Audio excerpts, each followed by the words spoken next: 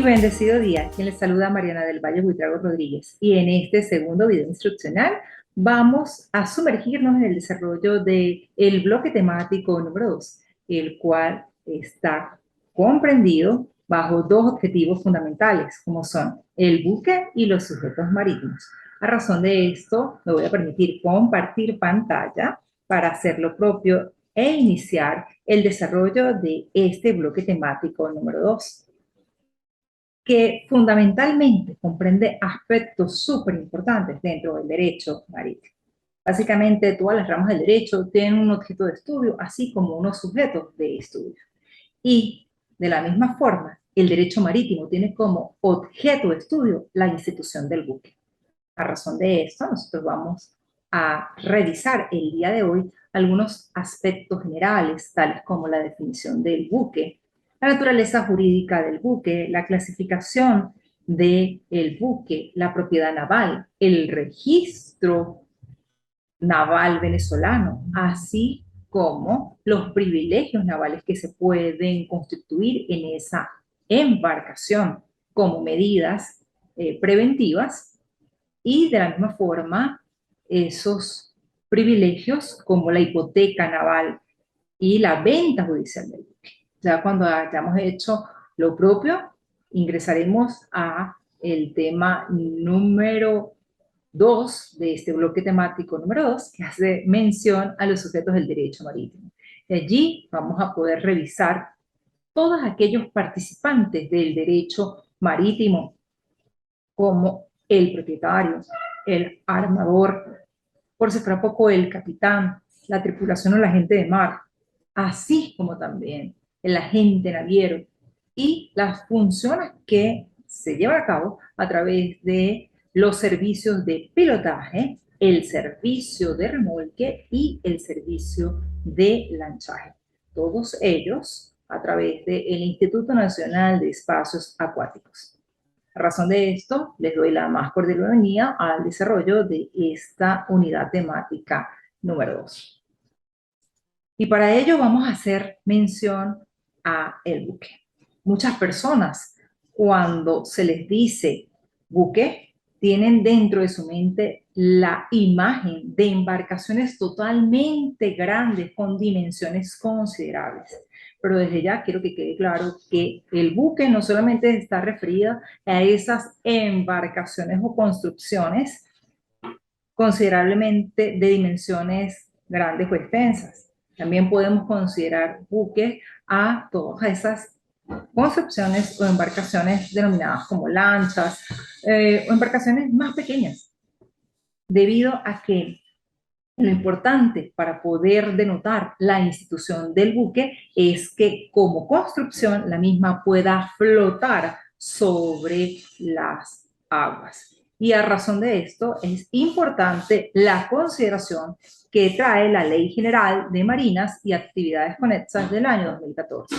Básicamente, en el artículo 17 de esta ley se define lo que es buque y se considera que el buque es toda construcción que puede estar flotando en un espacio acuático. Porque recordemos que el buque como embarcación no solamente puede transportarse o solamente no puede moverse en espacios eminentemente acuáticos o marinos, sino también en espacios lacustres, entre otros. Y de la misma forma, tenemos que señalar que en ese mismo artículo 17 se establecen otros elementos como son los accesorios del buque. Y los accesorios del buque son todos aquellos elementos o construcciones que en sí no puede moverse, sino a razón de la propulsión de esa construcción que va a ir flotando en el espacio acuático. Llamemos espacio acuático el marino, el lacustre, entre otros. Y esos accesorios pues no podrán trasladarse o moverse de un lugar a otro, sino a través de esa fuerza de la construcción principal, que obviamente está referida a el buque. Sin embargo, la Organización Mundial Internacional ha dispuesto una definición mucho más amplia de lo que debe entenderse por buque y Señala la OMI que el buque es una embarcación de cualquier tipo, es decir, pequeña, grande, lanchas, barcos, entre otros, que operen en el medio marino, lo que hace significar que esta organización marítima internacional, que depende de la Organización de Naciones Unidas, reflexiona sobre el buque, haciendo mención que él mismo solamente puede navegar en espacios marítimos y no como lo señala la Ley General de Marinas y Actividades Conexas, que permite que el buque se pueda trasladar o pueda navegar en espacios acuáticos, como por ejemplo el mar, los lagos, los ríos, es decir, los canales navegables en Venezuela. Teniendo entonces claro la definición de buque como institución, vamos ahora a hacer una reflexión de la naturaleza jurídica del buque.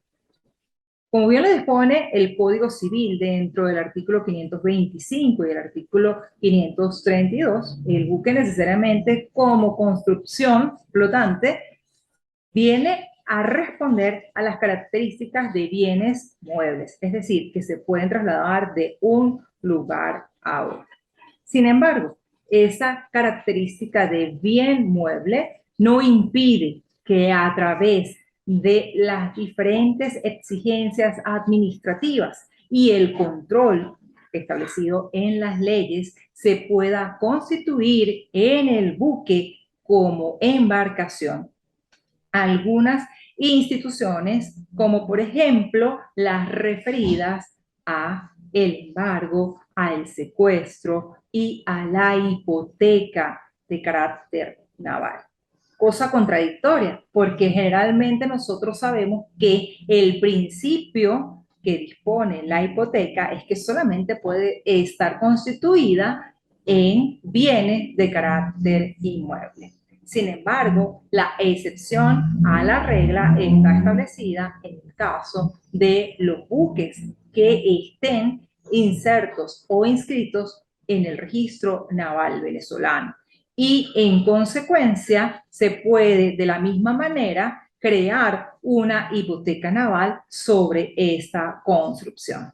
Así las cosas y tal como lo hace ver el doctor Bellery en el año 2014, la naturaleza jurídica del buque es muy especial, puesto que aun y cuando responde a las consideraciones básicas de los bienes muebles que están dispuestos dentro del Código Civil venezolano en el artículo 525 y en el 532, esto no es óbice o no impide que se puedan constituir garantías de crédito en este tipo de construcción o embarcaciones, dentro de las cuales vale mencionar la hipoteca legal, así como esas medidas preventivas especiales. Llamamos medidas preventivas especiales todas aquellas que pueden dictarse en el curso de un procedimiento judicial ya establecido o por establecerse, y dentro de ellas pueden considerarse la figura del secuestro, del embargo naval y, por si fuera poco, la prohibición de enajenar y la prohibición de desarme. Teniendo entonces ya la definición del buque, así como la naturaleza jurídica del mismo, vamos a pasar a la clasificación del buque. Y esa clasificación de buque nos la presenta la Ley General de Marinas y Actividades Conexas, estableciendo en el artículo 18 que el buque puede, según la nacionalidad, ser buque nacional o extranjero. Cuando hablamos de buque nacional o nacionales, son todas aquellas embarcaciones que han sido registradas, valga la redundancia, en el registro naval venezolano y que pueden ondear bandera venezolana, es decir, su nacionalidad es venezolana. Y todos aquellos buques o embarcaciones que han sido registrados en puertos extranjeros, es decir, en puertos de otros países, pues consecuencialmente van a ser de nacionalidad extranjera.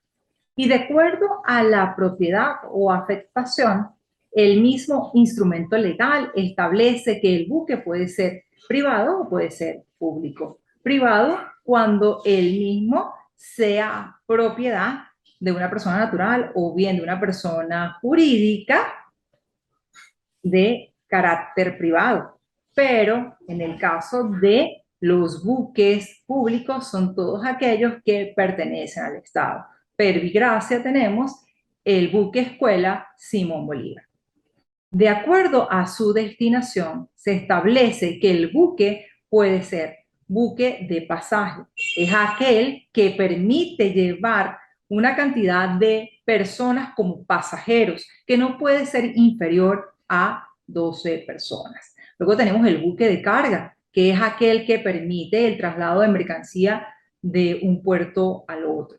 Y los buques de tanque, que son los que permiten el traslado de líquidos o de efectos gaseosos dentro de sus tanques. Luego tenemos los buques pesqueros, que son todos aquellos que van a realizar o donde se van a realizar actividades para la recolección de flora y fauna marítima.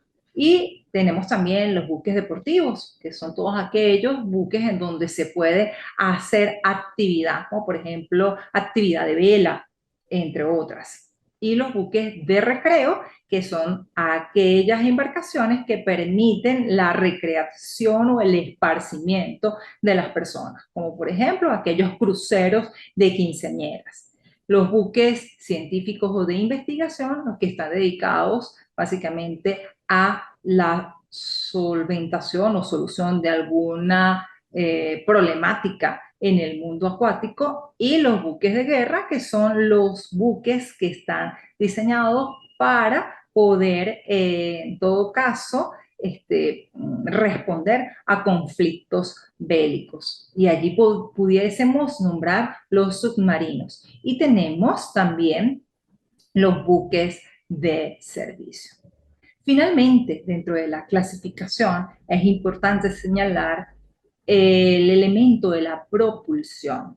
Y la misma ley señala que según la propulsión, el buque puede ser de propulsión mecánica, es aquel que se va a trasladar de un lugar a otro a través de los motores. La propulsión eólica, el que se hace a través de el viento, como por ejemplo los veleros, y el de sangre, el que se realiza a través de el desarrollo de alguna actividad como los remos.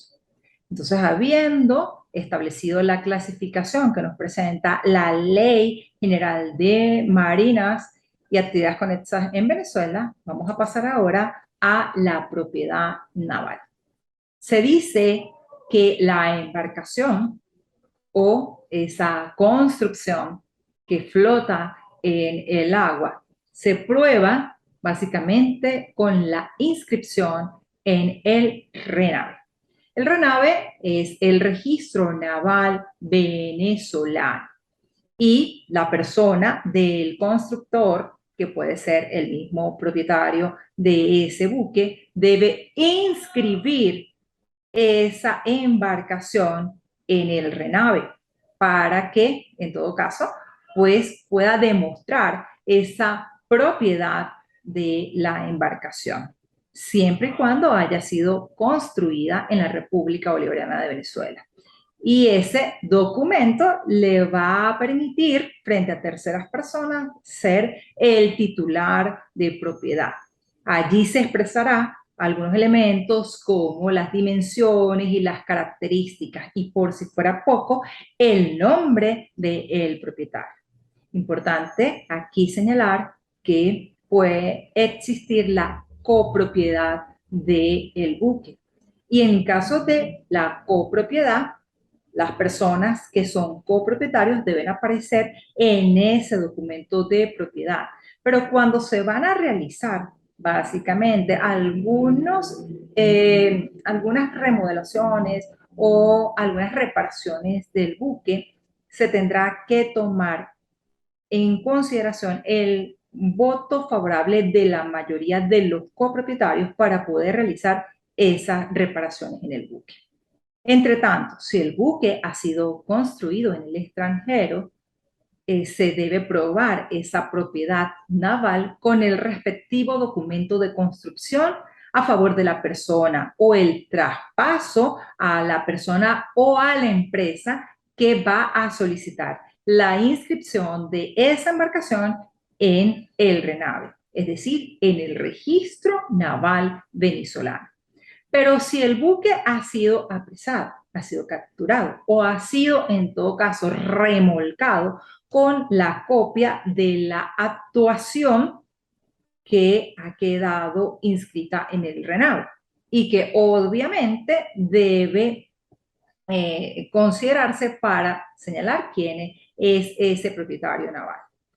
Pero en caso de enajenaciones o ventas, pues se debe inscribir esa propiedad en el Registro Naval Venezolano. En consecuencia, hemos señalado que la propiedad naval se prueba y se demuestra a través de la inscripción que se hace ante la oficina del RENAVE. Pero, ¿y qué es en consecuencia el RENAVE? El RENAVE básicamente es el Registro Nacional Naval que lleva la República Bolivariana de Venezuela y es un ente que está adscrito administrativamente en el INEA, que como vimos en el bloque temático pasado, es el Instituto Nacional de Espacios Acuáticos. Este RENAVE tiene su oficina principal en el INEA, pero adicionalmente en cada una de las capitanías de puerto que existen en Venezuela hay una oficina del Registro Naval Venezolano, que obviamente está representado por un registrador naval y lo que se permite inscribir dentro de ese registro naval venezolano es todos esos documentos que en principio le vayan a otorgar la nacionalidad venezolana al buque, cumpliendo todas y cada una de las exigencias que dispone el INEA y el Registro Naval Venezolano. Entonces, este registro le va a dar efectos erga omnes para aquella persona del propietario que tenga indefectiblemente el documento inserto en el registro naval venezolano. Y esto es muy importante porque pudiese ocurrir que el buque pueda ser objeto de enajenaciones a través de notarías. Pero la que tiene valor es la que se haga ante el registro naval venezolano, la última que aparezca en el registro naval venezolano. Y si se hace en alguna de las capitanías de puerto, esas capitanías de puerto a través del registrador de naval venezolano debe pasársela a la oficina central que opera dentro de la institución del INEA. Habiendo entonces aclarado lo que es el registro naval venezolano, es importante hacer mención de la identificación del buque. Así como nosotros, las personas naturales y las personas jurídicas, tienen identificación a través del nombre y las personas jurídicas a través de algunos elementos, tanto subjetivos como por ejemplo la denominación social o la razón social, y elementos objetivos, como el caso de la marca, el rótulo. El buque también tiene elementos particulares que van a permitir identificarlos de forma subjetiva y de manera objetiva. Cuando hablamos de la identificación del buque de forma subjetiva, estamos haciendo referencia a aquella persona que es propietaria del buque, que tiene el documento que ha sido inserto o inscrito en el registro de navegación, el registro naval venezolano. Y allí pues se va a establecer que el buque que tiene tales dimensiones y tiene tales y cuales características y particularidades pertenece a fulano de tal. Pero adicionalmente, ese certificado de origen, que va a decir que el buque fue construido aquí en Venezuela, o por el contrario, que fue construido en otro país y que por eso tiene nacionalidad extranjera, pero que va a ser inserto para que posea esa bandera venezolana en el RENAVE, pues debe, en todo caso, debe realizarse una serie de actuaciones en el RENAVE en donde se va a dar esa identificación pública del buque. Llamamos la identificación pública del buque todos esos números, todas esas matrículas y permisos de circulación, así como opera para los autos aquí en Venezuela, que hay un número de serial, un número de carrocería. Igual ocurre en el caso de las naves o los buques. Van a tener un serial, un color, un serial de motor, los datos sobre los instrumentos. Y de la misma manera va a tener una identificación visible que permite, en todo caso, que se pueda determinar el nombre de la embarcación, así como la matrícula y el pabellón. Por eso es que el Estado venezolano otorga a través del INEA y por si fuera poco a través del RENAVE una patente de navegación que permite que el buque pueda enarborar esa bandera nacional, así como también que tenga el nombre dentro de los elementos propios del barco. Así las cosas, y habiendo establecido los elementos de identificación del buque, es necesario que nosotros hagamos lo propio con los privilegios sobre el buque. Cuando hablamos privilegios sobre el buque, estos están referidos fundamentalmente a aquellas acciones que se pueden intentar para garantizar el cumplimiento de un crédito marítimo. Ejemplo de esto tenemos el caso de aquellos salarios que no se le han pagado a el capitán o a la tripulación, o las indemnizaciones que se pueden generar producto de lo que se denomina los accidentes o la muerte que se haya llevado a cabo o bien en el buque o en su defecto en tierra, pero todo en ocasión directa o indirecta con la gestión y la operación de navegación.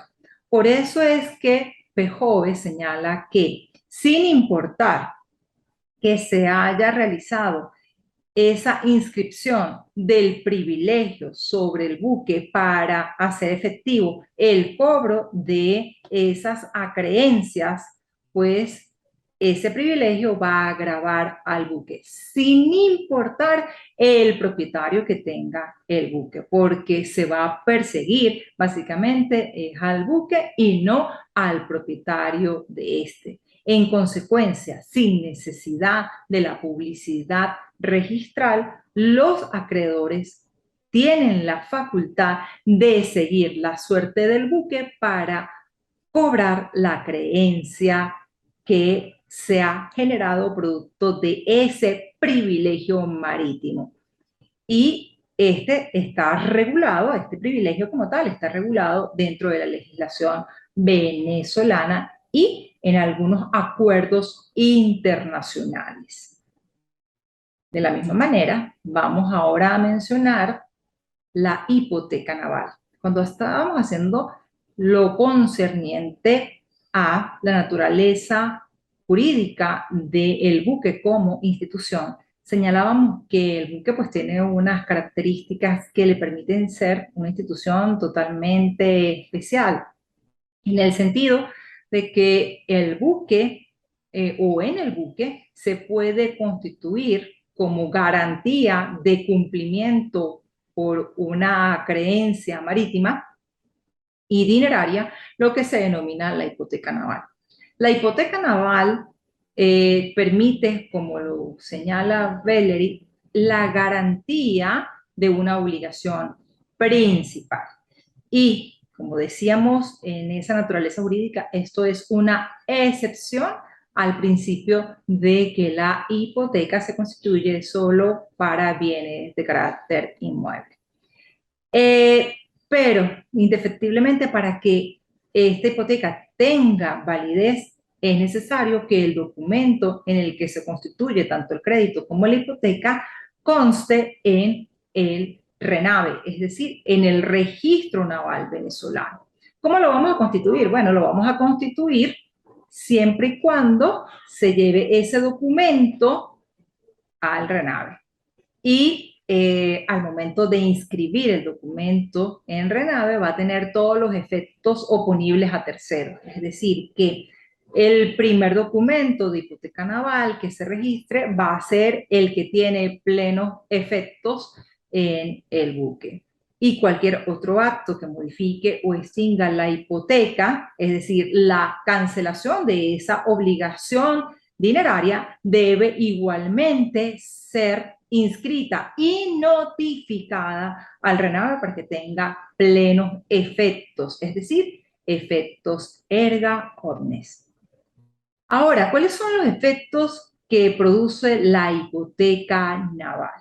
Bueno, los efectos están referidos a los acreedores. Y el primer efecto es el efecto de el derecho de persecución de la nave. Esto significa que el acreedor naval puede perseguir la nave sin importar quién sea el propietario. Así lo establece el artículo 138 de la Ley de Comercio Marítimo. De la misma manera, el acreedor puede solicitar el derecho de remate judicial a través de la almoneda pública o subasta pública del buque, para que con el dinero obtenido se pueda cancelar la obligación principal que viene a garantizar esta hipoteca. Y también el derecho al pago preferencial y orden de prelación del crédito.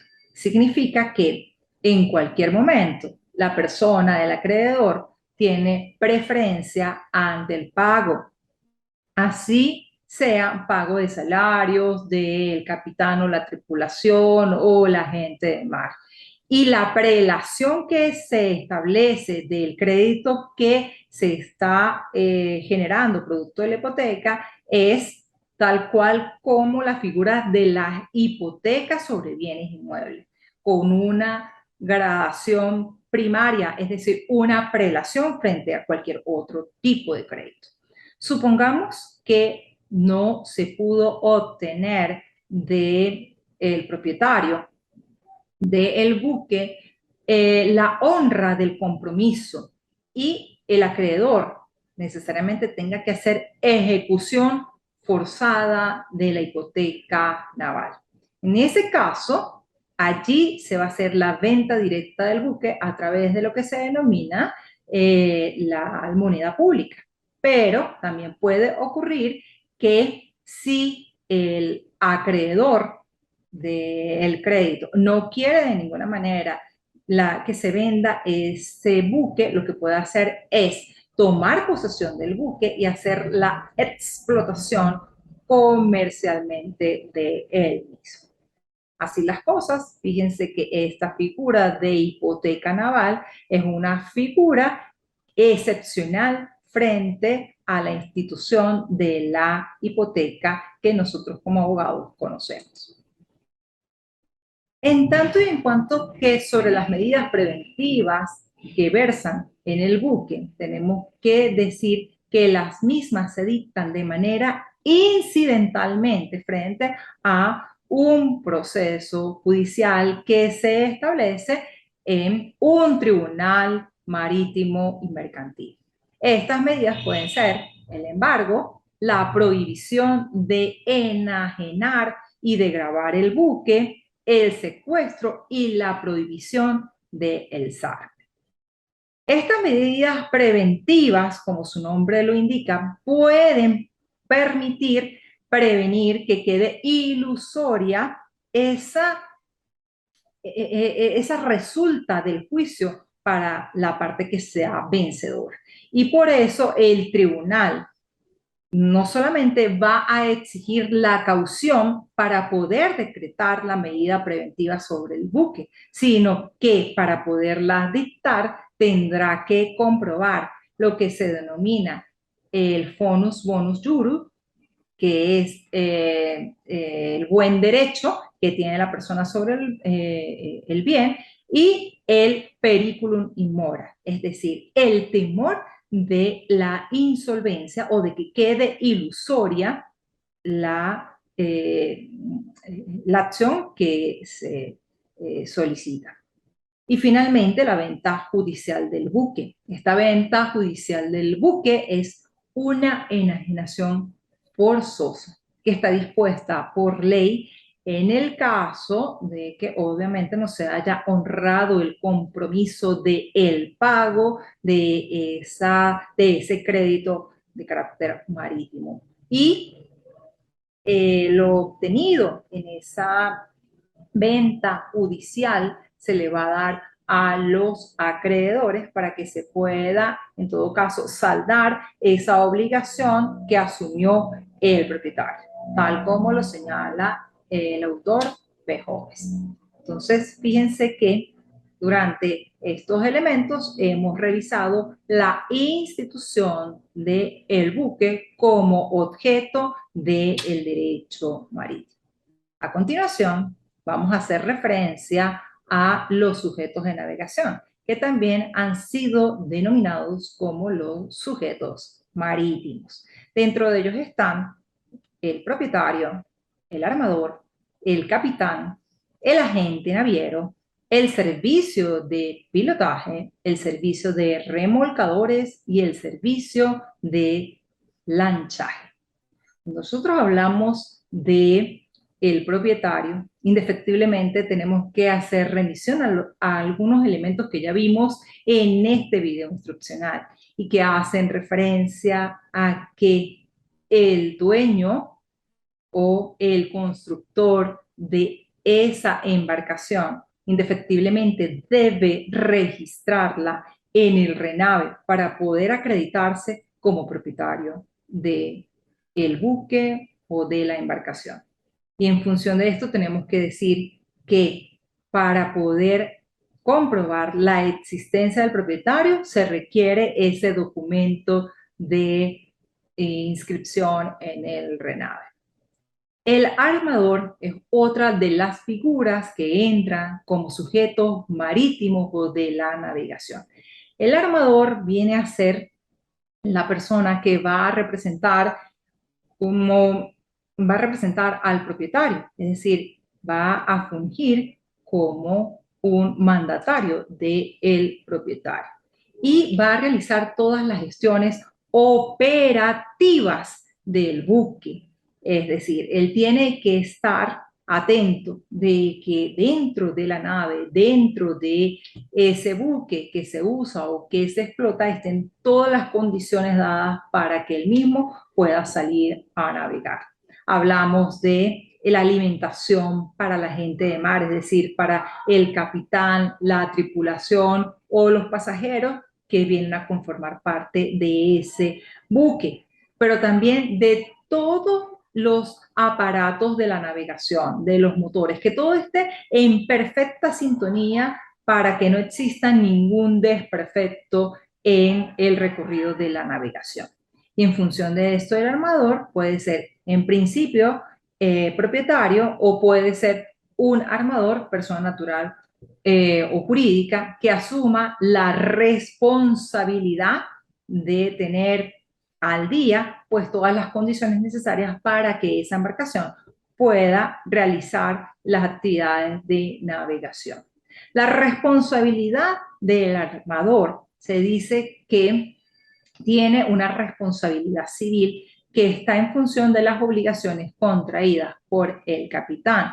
Pero esas obligaciones contraídas por el capitán tienen un límite y están limitadas a los hechos que extracontractuales en los que se vea inmerso el capitán, o también en el caso de delitos que hubiese cometido el capitán, o hurtos, o cualquier otras actuaciones indecorosas que se hubieran realizado. También las reclamaciones derivadas por muertes, por lesiones corporales o por las pérdidas o las averías sufridas por las cosas, o porque la mercancía o el equipaje que tengan los pasajeros o los tripulantes no llegue a tiempo, porque esa responsabilidad le corresponde a otro sujeto marítimo, como son las empresas de estibaje, que son las que se encargan de llevar a el tiempo preciso todo lo que tiene que ver con el equipaje. Y de la misma forma, el armador tiene una serie de deberes laborales que emanan de la Ley Orgánica de los Trabajadores y Trabajadoras Venezolanas, que está dispuesto en el artículo 255. Y a razón de estas responsabilidades o deberes, tiene que estar pendiente de la salud de la tripulación, es decir, de la gente de mar, así como también de todo lo concerniente a su alimentación, a el descanso en las horas oportunas, que el lugar en donde ellos se desarrollen en su actividad diaria pues sea el más idóneo, el más cómodo. Entonces esos son más o menos los deberes laborales que debe cumplir el armador para que la gente de mar esté en las mejores condiciones, se sienta cómoda y no vaya a estar presionada y pueda generarse alguna situación inconveniente dentro de esas navegaciones. De seguida tenemos la figura del capitán. Se dice que el capitán es el jefe del buque. Y esta persona es la máxima autoridad dentro del buque, es decir, la máxima autoridad a bordo.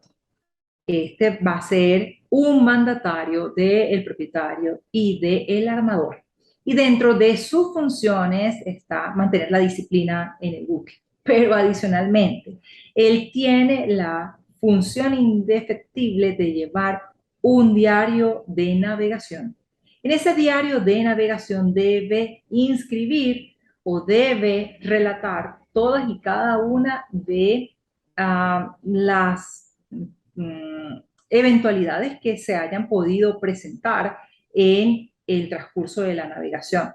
Por ejemplo, que hubo un matrimonio, entonces debe insertar el acta de matrimonio que luego va a ser llevada a la Capitanía de Puerto para que se registre que esa actuación que tiene plenos efectos jurídicos se dio en ese barco y frente a el capitán, y debe estar firmada por dos tripulantes. Igual si ocurre la muerte de un tripulante o de un pasajero. Si ocurre la muerte de un tripulante o un pasajero, se debe levantar e inscribir ese hecho dentro de ese libro de navegación que debe llevar el capitán. Si está en alta mar, ¿qué debe hacer el capitán? Bueno, el capitán debe considerar si el cuerpo de esa persona que ya falleció resiste llegar a puerto seguro. Pero si por el contrario es imposible y ya hay descomposición, se debe levantar un acta de la misma manera, además del acta de defunción, estableciendo día, hora y fecha, así como que debe estar firmada, de que por salubridad del buque se debe echar ese cuerpo al mar, siempre y cuando se cumplan con todas y cada una de las honras fúnebres que están dispuestas de forma específica para la gente del mar. En caso de que haya un embarco del buque como medida preventiva, pues es necesario que el capitán lo comunique inmediatamente tanto a el armador como a el propietario para que se tomen las medidas necesarias del caso. Y por si fuera poco, él debe emitir los recibos parciales de las mercancías que se embarquen en ese buque. De la misma manera tenemos al agente naviero. El agente naviero básicamente está representado por esa persona jurídica que viene a enlazar a la capitanía de puerto o a la autoridad naval con el capitán, el armador y el propietario. La función primordial del agente naviero es tratar de llevar a cabo todas y cada una de las actuaciones en donde esté involucrado el buque para el arribo, el atraque, el destraque, el fondeo y por si fuera poco, el zarpe del buque. Además, el agente naviero se va a relacionar con el agente aduanal para llevar a cabo pues todas esas pagos de todos esos impuestos que indefectiblemente tiene que pagarse producto del traslado de mercancía o de personas y de las operaciones que se hagan en esa construcción. Entonces, allí pues tenemos el agente naviero y el agente naviero al momento de que nosotros como propietarios de buque o como capitán o como armador contratamos con él, tenemos que hacerlo a través, valga la redundancia, de un contrato y para que tenga plenos efectos el mismo, tiene que estar inserto en la notaría. Y allí se le van a establecer todas y cada una de las condiciones que tiene ese agente naviero. Y este agente naviero tiene que estar 24 horas del día atento por si la embarcación llega a una determinada hora a un puerto en Venezuela. De la misma manera, vamos a considerar el servicio de pilotaje. El servicio de pilotaje es uno de los servicios que presta el INEA como institución máxima de los espacios acuáticos en Venezuela. Pero también puede ser prestada por personas privadas, siempre que el INEA permita la explotación por medio de una concesión. ¿Y qué se hace con este servicio de pilotaje? Bueno, el servicio de pilotaje lo que va a hacer es darle un asesoramiento o asistencia técnica a el capitán del buque para que ese capitán pues sepa en todo caso qué debe hacer, qué no debe hacer, por dónde se debe ir, cuál es la ruta que debe tomar, para que entre ambos puedan llevar la navegación de manera más armónica y efectiva y eficiente. Entonces, el servicio de pilotaje permite que el piloto, que debe estar en todo caso bien probo y bien conocedor de los instrumentos de navegación, así como de las rutas, puede ir a través de una lancha a el barco y asesorar a el capitán del barco o al armador. Este servicio de pilotaje pues tiene un costo que debe ser pagado para que se pueda dar la asistencia y el asesoramiento efectivo.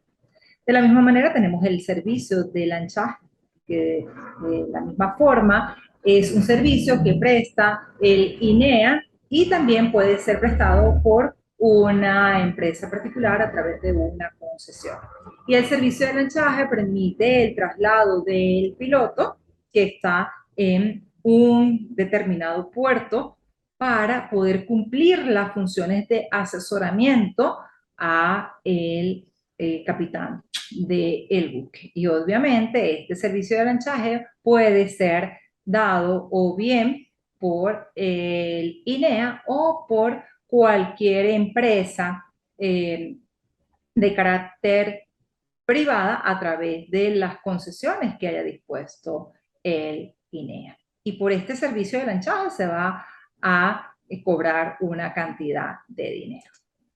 Luego tenemos el servicio de remolcadores y el servicio de remolcadores, como su nombre lo indica, va a asistir a los buques cuando estén realizando maniobras y se hayan quedado varados o en alta mar. Entonces, en ese caso, el servicio de remolcadores va a permitir que ese buque pueda llegar a un determinado puerto y de uso público o de uso privado dentro de la circunscripción acuática de la República. Y por ese servicio, obviamente, también se va a pagar un emolumento, una cantidad de dinero.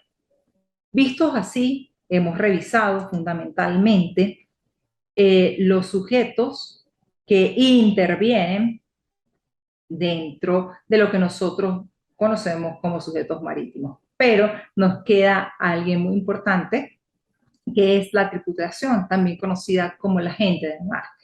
Y según el convenio STCW del año 1978, que emanó de la Organización Marítima Internacional, dependiente de la Organización de Naciones Unidas, y el cual fue suscrito por Venezuela, se requiere que la tripulación o la gente de mar esté previamente formada para que sepa cuál va a ser la actuación que va a llevar a cabo dentro del buque y evitar cualquier riesgo que ponga en peligro la seguridad del buque. Por eso, no cualquiera puede ser tripulante en un buque o no cualquiera puede formar parte de la gente de mar. Para ello es necesario tanto formación como la titulación y guardia de ese personal que obviamente va a tener una regulación especial dentro del derecho venezolano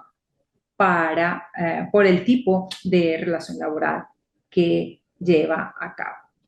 A razón de esto, hemos revisado algunas consideraciones sobre la institución del buque como objeto del derecho marítimo, así como también de los sujetos marítimos, dentro de los cuales mencionamos a el propietario, además de el armador, las agencias navieras, el capitán y los servicios tanto de lanchaje como de pilotaje, de remolcadores, y por si fuera poco, hicimos la remisión de esa gente de mar que debe estar preparada para todos los embates que se le puedan presentar en una travesía. Y de la misma forma les dejo dentro de nuestra aula virtual del IESIA cada uno de estos enlaces y otros documentos que ustedes pueden revisar y que son súper interesantes para el desarrollo de la información de esta unidad temática número 2. A razón de esto, les invito a realizar la actividad evaluativa que está dentro de nuestra aula virtual de la plataforma del IESIP y nos vemos en el próximo video instruccional. Muchas gracias.